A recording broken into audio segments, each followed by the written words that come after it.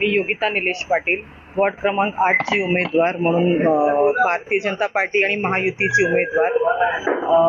आमचा आज प्रचार शिवाजीनगर आणि पंचशील नगर पासून आम्ही सुरुवात केलेली आहे आणि आज रिव्हर व्हॅलीपर्यंत आमचा तो संपणार आहे.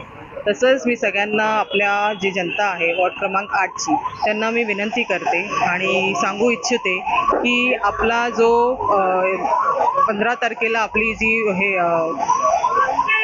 आपला 2 नंबरचा कमळाचा बटन बाजूला दाबून सगळ्यांनी मला भरघोस मतांनी तुमचा आशीर्वाद द्यावा अशी मी सगळ्यांना विनंती करते.